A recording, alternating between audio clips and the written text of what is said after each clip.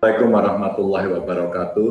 Selamat siang, salam sejahtera untuk kita semua. Om Swastiastu, Namo Buddhaya. Bapak Ibu yang saya hormati, terima kasih semua yang hadir hari ini. Saya tadi ikuti Bu Wening memberikan paparan, betul bagus banget gitu. Hampir semua persoalan terekam dengan baik. Memang tantangan kita hari ini adalah mendeliver itu kepada masyarakat agar mereka mau. Butuh membangun kesadaran, butuh mencari aktor, butuh gaya-gaya pendekatan. Saya melakukan polling di Twitter saya dan belum selesai untuk 1 hari sampai dengan nanti sore. Saya tanya, pertanyaan saya begini. Ini saya bacakan dulu. Pertanyaan saya sama dengan tema hari ini, agar kita bisa terbiasa dalam kebiasaan baru ini, kenormalan baru atau apapun sebutannya, biasanya ini jadi persoalan soal nyebut. Jaga jarak, pakai masker, cuci tangan dengan sabun, hidup sehat.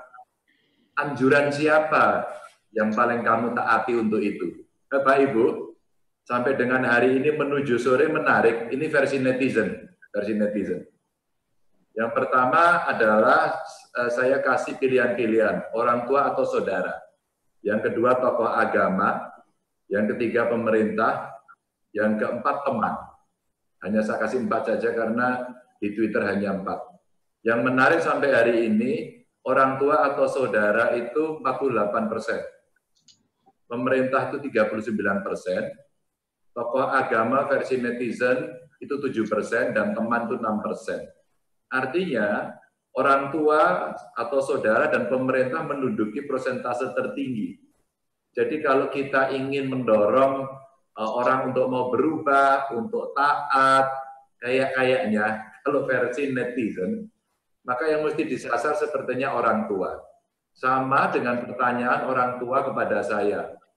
Pak Ganjar katanya mau bikin, katanya sekolah baru sudah mulai dibuka untuk tanah jalan baru. Oh iya, ada masalah. Jangan dulu Pak. Kenapa? Saya takut anak saya tertular. Tapi apa kata si anak? Si anak nggak mengatakan begitu. Kamu udah bosan di rumah. Maka kemudian kita harus kompromi. Kita harus mengkompromikan ini. Metodenya belum ketemu, nambah-nambahnya metode kita belum seragam. Bu Wening tadi sampaikan dengan sangat bagus. Sepertinya kita tidak bisa membuat kebijakan yang seragam. Sepertinya tidak bisa. Sepertinya top down juga tidak terlalu menarik. Karena orang dipaksa-paksa rasa-rasanya nggak suka. Kalau versi netizen bilang, masyarakat plus 62 itu pemberani. Pemberani dan kemudian unik dan menarik. Tapi biarlah itu menjadi kondisi yang hari ini kita amati. Memang butuh disiplin keras, memang kadang-kadang butuh otoritas yang mesti ditegakkan keras. Saya sih punya beberapa slide di mana saya ingin sampaikan kepada kawan-kawan semuanya dengan berbagai tantangan yang ada. Lanjut. Maka kalau dari tantangan yang ada, pengalaman bukan sebagai ketua umum agama tapi sebagai gubernur di Jawa Tengah naik terus juga. Lanjut. Ini data-datanya ada di corona.jatengprof.go.id. Ada problem kesehatan yang diselesaikan, sosial diselesaikan, ekonomi diselesaikan, dan keuangan diselesaikan. Di kesehatan, saya ceritakan Bapak Ibu, kemarin beberapa dokter tertular. Mohon maaf saya ikut bersedih, saya sampaikan para arwahnya diterima di sisi Tuhan, ada satu keluarga kemarin kena. Rata-rata mereka terkena tidak ketika menghandle pasien. Juga tidak di rumah sakit, tapi mereka dari luar. Ini problem, ya. Jadi kawan-kawan yang hari ini ikut diskusi, mungkin para dokter kita punya PR itu. Dari sisi sosial, ada aktivitas yang berhenti, tenaga kerja di berbagai sektor tidak terserap dan sebagainya. Di sisi sosial ini, dampak-dampak yang terkena juga problemnya rumit. Saya pernah dipaksa agar hiburan segera dibuka. Agar kemudian kawan-kawan atau anak-anak kita yang mau beribadah sosial keagamaan segera dibuka. Tapi tantangan kita masih cukup tinggi. Ekonomi apalagi? Kemarin kami ada, kalau bisa sebut outbreak di Jawa Tengah, gede banget. Dan itu terjadi di wilayah ekonomi.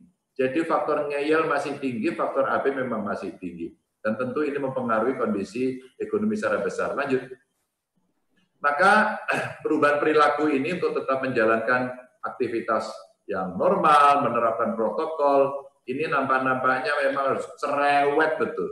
Berbagai media harus dilakukan.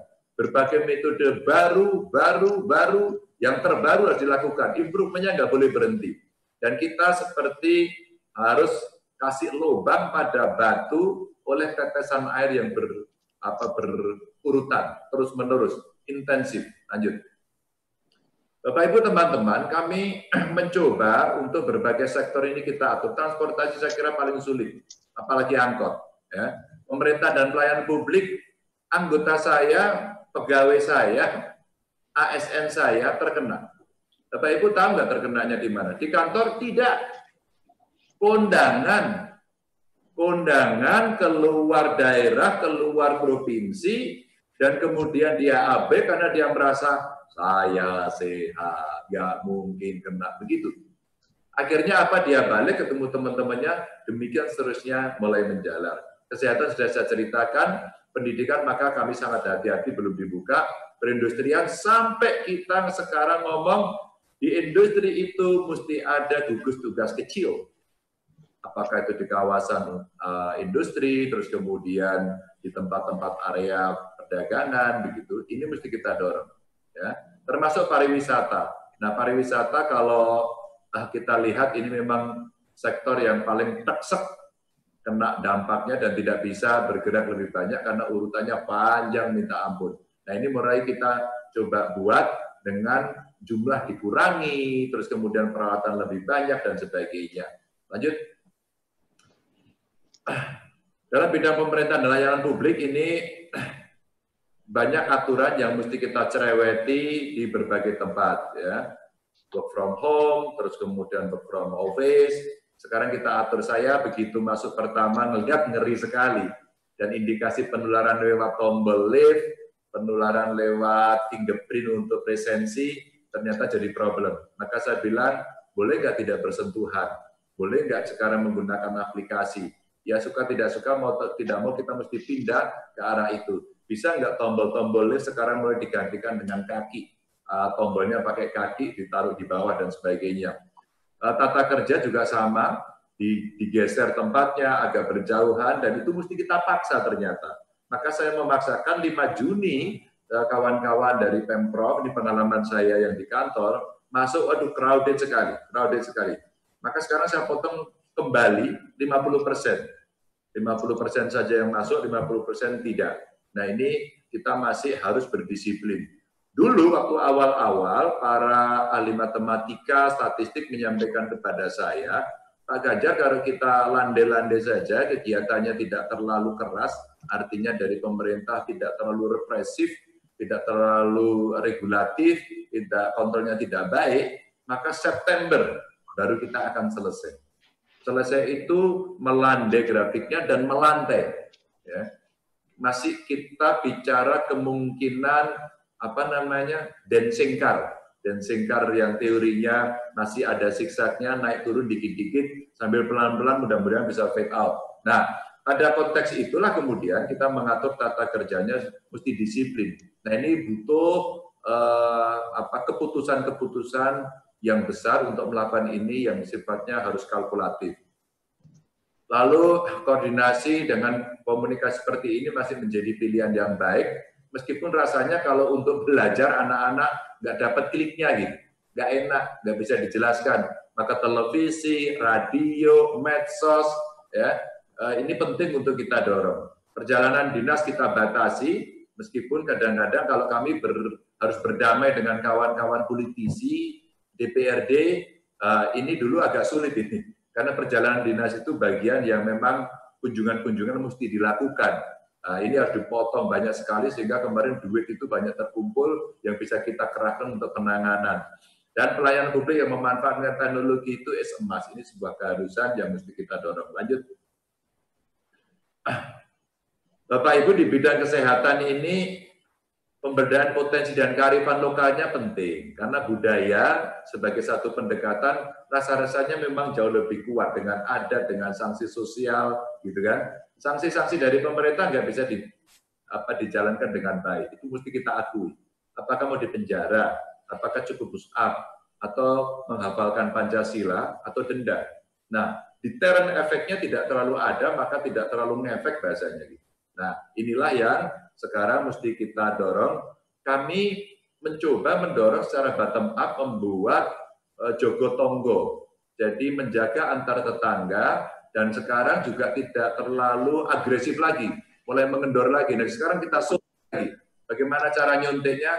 Saya buat lomba-lomba. Yang bicara Satgas Pangan, yang bicara Satgas Kesehatan, Satgas Hiburan, Satgas Sosial Keamanan, itu sekarang kita dorong untuk bisa mereka bergerak kembali dengan lomba-lomba. Lomba-lombanya pun digital.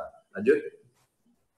Terus kemudian pendidikan, nah ini kita sekarang membuat area-area terbaca lebih detail dengan indikator-indikator.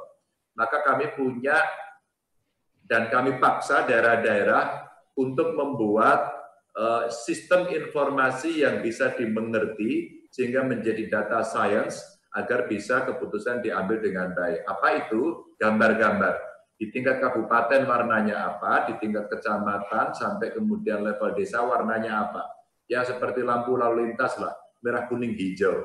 Maka yang hijau-hijau itu relatif akan bisa dilakukan penguatan-penguatan agar aktivitasnya bisa berjalan lebih baik. Tapi kuning lebih terbatas dan merah dibatasinya lebih kencang lagi. Ini zona-zona yang kita buatkan termasuk untuk kegiatan ekonomi dan antara untuk pendidikan. Lanjut. Perdagangan juga sama. Ini sebenarnya sudah mulai membaik, tapi tadi disampaikan Bu Mening bagus sih. Nongkrongisasi itu menjadi idola baru sekarang karena sudah banyak terpenjara di rumah. Maka mereka membuat gerakan-gerakan nongkrong. Gerakan-gerakan ini sebenarnya antara sengaja dan tidak itu ketemu, ada perjumpaannya. Apa yang saya katakan gerakan, alasannya satu, ini ekonomi. Maka sudah mulai pada demo, pada marah, begitu. Faktor-faktor yang lain juga tentu saja di sisi perdagangan ini ya karena adanya perjumpaan, faktor psikologis, bosan di rumah dengan ekonomi yang mau tumbuh, maka mereka saling berjumpa. Tempat nongkrongnya dibuat. Sebenarnya, kalau tempat nongkrongnya itu menarik, kursinya bisa satu-satu tertata, nggak apa-apa. Tapi orang, perilakunya biasanya yang agak sulit diatur. Nah, yang seperti ini harus ada patroli untuk kita sampaikan kepada pengelola, tertib atau tak bubarin, kira-kira seperti itu. Lanjut. Nah, perindustrian sama, Bapak Ibu, ini yang kemarin, yang tadi saya ceritakan, pengalaman saja sih. Ada kawasan-kawasan di industri itu yang kalau lama-lama berjalan, tidak ada yang ngawasi, terus kemudian seolah-olah semuanya sehat, maka ini menjadi berbahaya. Nah, kemarin begitu terjadi outbreak, ya menurut saya outbreak dan ini besar, maka kami lakukan tindakan-tindakan keras karena di bidang industri memang ekonomi harus berjalan, harus seiring, sejalan. Kalau istilah Pak Presiden itu antara gas dengan remnya mesti diatur, dan gas rem itu harus mengacu pada data science, dan data science itu mesti diwujudkan dalam visual yang gampang dibaca oleh masyarakat dengan merah, kuning, hijau. Maka di hijau lebih terbuka. Nah, siapa kemudian yang melakukan kontrol? Inilah peran pemerintah. Lalu bagaimana agar itu bisa bergerak? Itulah bottom up yang menurut saya komunitas jauh lebih penting. Keluarga jauh lebih bisa melakukan kontrol-kontrol yang lebih kecil dalam lingkupnya. Maka saya sampaikan kepada kawan-kawan, ini untuk pengalaman saja, mungkin nanti bisa dibahas. Akhirnya, kalaulah dilakukan semacam PSBB, atau bahasa ramenya di publik di dunia itu lockdown, lockdownnya sekarang PSBB-nya kecil-kecil aja, tidak perlu dalam bentuk kota. Mungkin bisa satu kecamatan, mungkin bisa satu kelurahan atau desa, atau komunitas-komunitas, sehingga kontrolnya berbasis masyarakat. Ya. Sehingga mereka lah yang kemudian akan melakukan check and balances, saling kontrol untuk bisa melaksanakan. Lanjut. Bapak Ibu, teman-teman, ini pariwisata saya kunjungi, tadi pagi saya juga sepedaan. Nah, ini pesepeda itu memang ada dua tadi. Sudah bosan di rumah, jalan-jalan nanti ditangkap suruh pulang, pakai sepeda nggak ada yang nyuruh. Maka mereka kemudian bergerombol. Akhirnya kemarin para goeser saya kumpulkan, yang dokter saya minta bicara teknik kesehatan, yang komunitas-komunitas saya minta untuk mereka mengerti bahwa kalau kalian bersepeda dari rumah bersama keluarga, balik lagi, itu aman insya Allah. Tapi kalau kemudian kalian bareng, berjumpa, ketemu, buka masker, ngobrol, foto-foto, selfie, saya temukan di Borobudur, waktu itu kami ngecek di Borobudur, nah itu bahaya. Maka kemudian perlu polisi-polisi COVID yang kemudian berkeliling untuk mengawasi ini. Kalau tidak berat. Nah, membangun kesadaran dari diri rasa-rasanya belum optimal-optimal amat soal ini. Nah, mudah-mudahan diskusi nanti mencari pendekatan budaya yang bisa kita berikan kepada mereka. Lanjut. Transportasi juga sama tadi itu, mulai kita bisa perhatikan cuman begini. Pesawat udara oke, ya. Saya kira aturannya sangat ketat. Beberapa peralatan sekarang dicangkokkan di pesawat, seperti air purifying begitu, terus kemudian mungkin dia menggunakan UV ketika tidak berjalan, dan ini sekarang mulai kita dorong. Kantor-kantor di tempat saya minta, ya sudah, di luar jendela yang dibuka, maka terhadapnya kalau malam kosong kantornya, nyalain dong UV, pasangin dong UV, begitu ya. Terus kemudian kalau ada kerumunan, kalau rapat dalam satu ruangan tertutup pakai AC nggak boleh lebih dari 1 jam. Kalau ada 1 jam maka buka jendela, lebih dari 1 jam buka jendelanya. Kalau enggak maka cangkokkan alat baru. Cangkokkan alat baru. Seperti kalau di dunia medis HEPA filter. Dan itu harus menjadi bagian yang sama. Pengalaman Jepang datanya ternyata mereka tertularnya dari udara karena udaranya nggak keluar dan AC-nya jalan. Maka Bapak Ibu, maka ada yang mengatakan diperkirakan sekarang tidak lagi droplet tapi airborne. Nah, airborne itu penjelasannya tidak terlalu sulit sebenarnya. Orang bersin, orang batuk yang ada di situ, terus kemudian dia masih menyebar, AC-nya jalan, tambah kipas angin, maka dia tidak jatuh ke lantai, tapi dia berkeliling dulu, karena terlalu ringan. Nah, ini di sistem transportasi kita mulai diatur, termasuk kereta api saya kira paling enak, bagus, bis belum bisa sempurna, angkot apalagi. Maka sebenarnya bersepeda itu sebagai sistem transportasi yang baik, maka bike to work kemarin kita diskusikan untuk mengatur, dan ini momentum sebenarnya Indonesia sepeda, terus kemudian mulai jalur-jalur sepeda diaktifkan, tata cara sepeda mesti dibudayakan, dan itu memang butuh waktu. Saya garis bawahi ya, memang butuh waktu. Hanya persoalan yang mesti kita uji adalah bagaimana itu kita lakukan percepatan. Adakah ilmu pengetahuan? Adakah social re-engineering? Butuhkah satu tools untuk memaksa yang sifatnya regulatif, dan ini saya kira yang perlu kita bicarakan. Lanjut. Bapak Ibu, memang ya kira-kira butuhlah beberapa pelayanan, ya ini tantangan-tantangan mesti kita bereskan yang merupakan high risk area, sehingga perlu penerapan protokol kesehatan cukup ketat, ada kedisiplinan SDM, keterbatasan fasilitas, belum terbiasanya melakukan rapat pertemuan secara daring, meskipun sekarang sudah biasa. Terbukti Zoom ini lakunya keras, dan hampir semua orang pakai ini. Ada sih produk dalam negeri tapi belum laku. Jadi Telkom punya, dan ini sebenarnya bisa kita pakai untuk bisa kita lakukan. Nah, ini beberapa yang barangkali bisa saya sampaikan dari tantangan-tantangan yang ada. Mudah-mudahan seminar ini akan bisa mencari solusi dari banyak sisi. Selamat berdiskusi, dan mudah-mudahan teman-teman selalu bisa menjaga kesehatan dan bisa menjadi contoh. Kampanyekan melalui cara apapun. Contohnya kaos saya. Jadi, ya, saya punya pakai nyedak keplak begitu kan. Jadi ya sekaligus kampanye, ada yang cari uang dari kaos ini juga katanya. Terima kasih. Jaga kesehatan, sehat selalu, dan mudah-mudahan menginspirasi. Oh ya, kalau ada kalimat-kalimat bagus, foto-foto bagus, praktek-praktek bagus, sampaikan ke medsos ya. Karena sebagian besar anak-anak kita, teman-teman kita mendapatkan informasi itu dari medsos. Percayalah, banjiri medsos itu dengan hal baik daripada dengan ujaran-ujaran kebencian. Terima kasih. Assalamualaikum warahmatullahi wabarakatuh.